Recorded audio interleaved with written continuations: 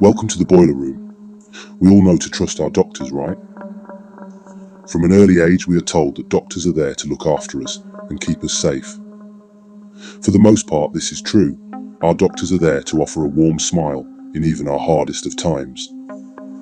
But you shouldn't trust every smiley face that happens to come your way, because some smiles can be very, very sinister.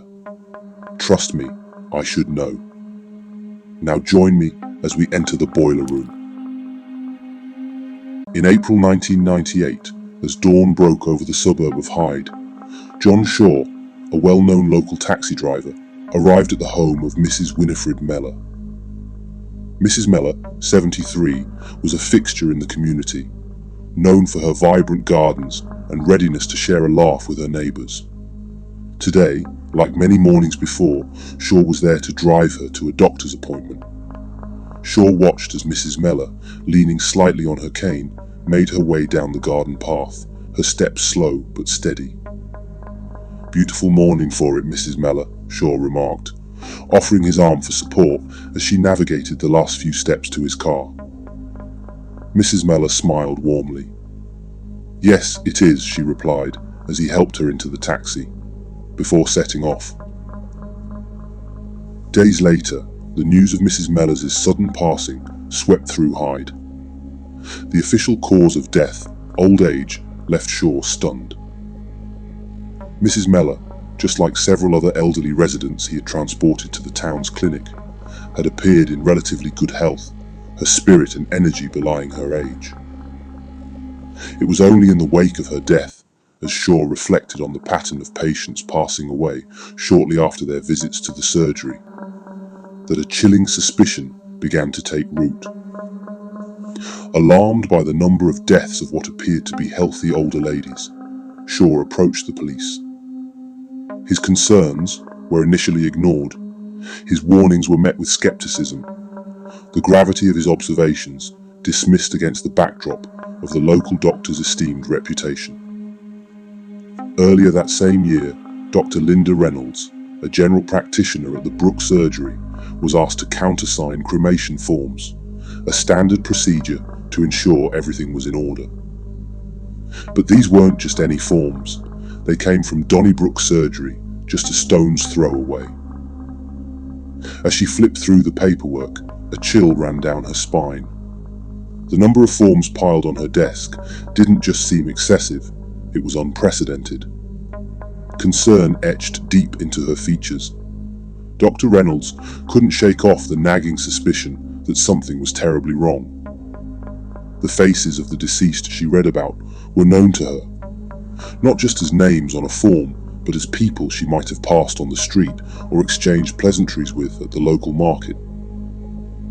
The weight of the situation bore down on her as she made a decision that would entangle her in one of the most chilling investigations Hyde had ever seen.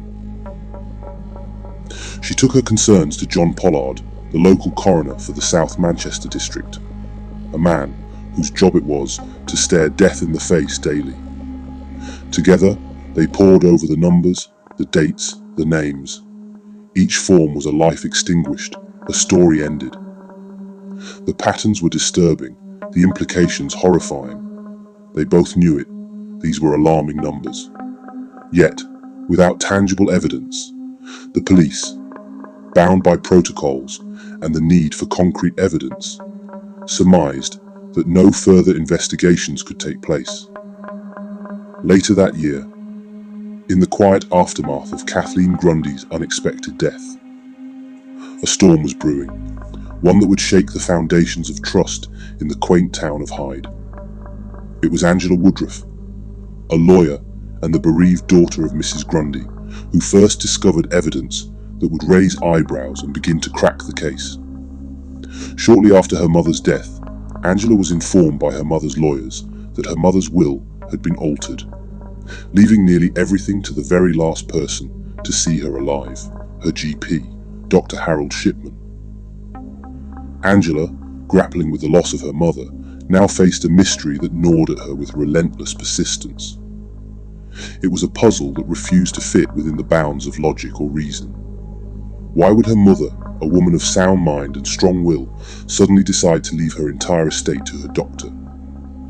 The pieces didn't match, and Angela's legal mind couldn't let this rest. She dove into the depths of her mother's life, seeking answers, but what she found only led to more questions. Angela's search led her to a discovery so chilling. It would forever alter the course of many lives. Shipman, the respected GP, had been the one to sign off on Kathleen's death certificate, attributing the cause to old age, despite her being in good health just days prior.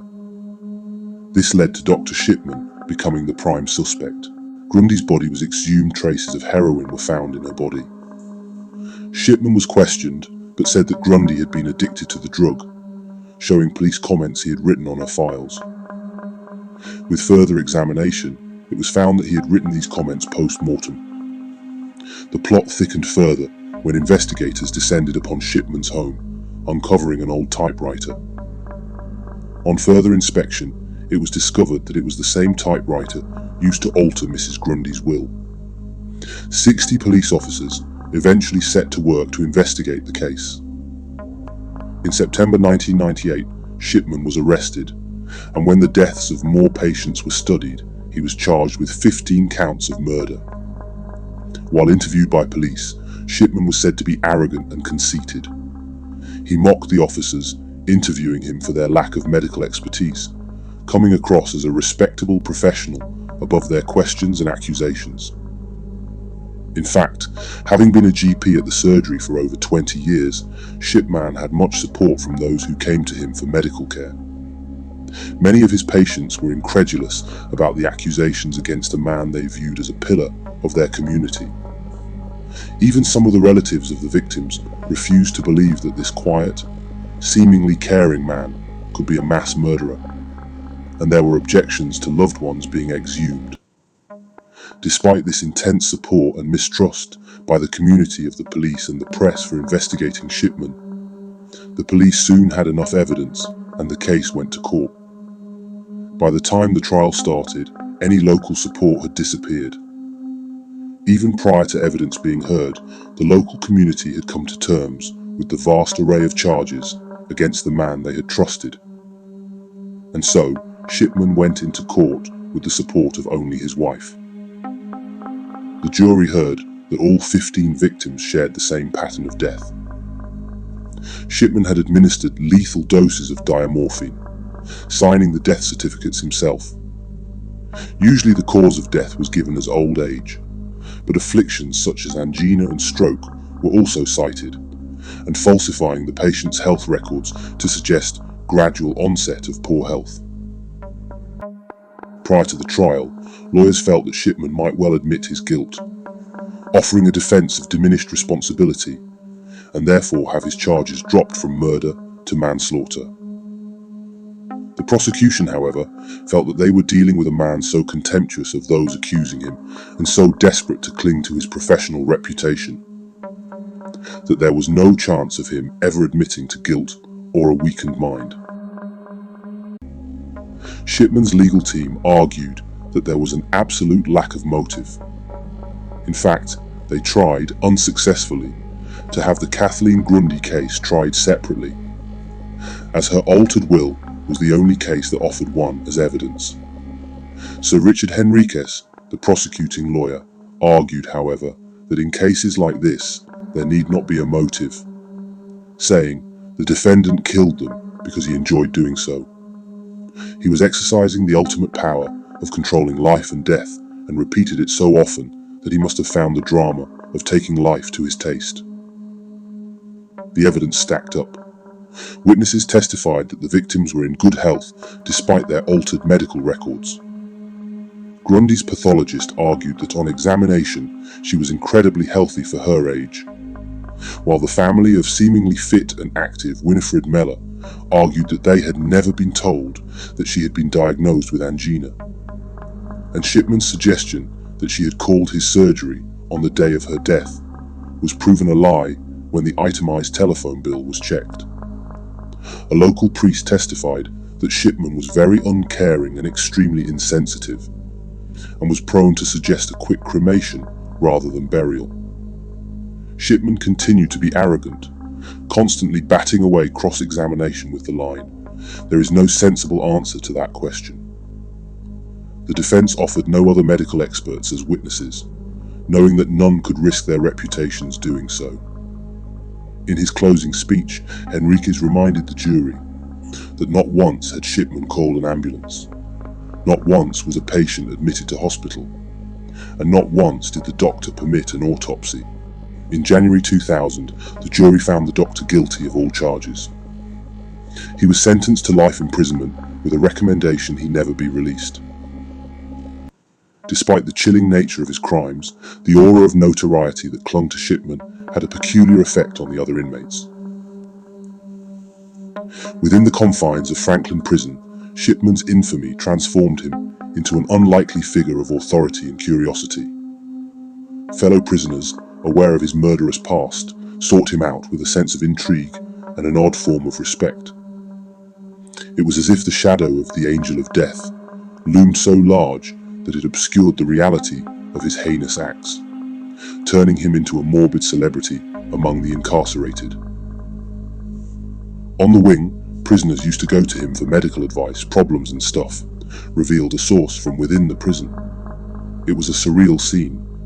Inmates, many of whom were hardened criminals themselves, lining up to consult the very man who had coldly ended hundreds of lives.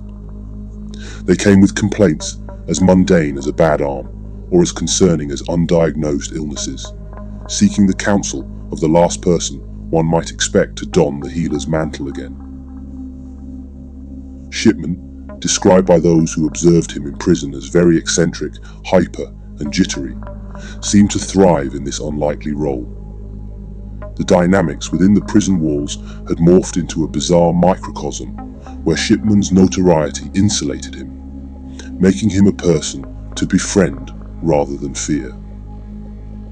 This strange camaraderie extended to the point where some inmates joked about their willingness, or lack thereof, to have Shipman as their doctor under different circumstances. "If he was my doctor, I wouldn't have had him," joked the source, a dark humour pervading the statement. "I would have chosen another doctor. God knows how many people he killed."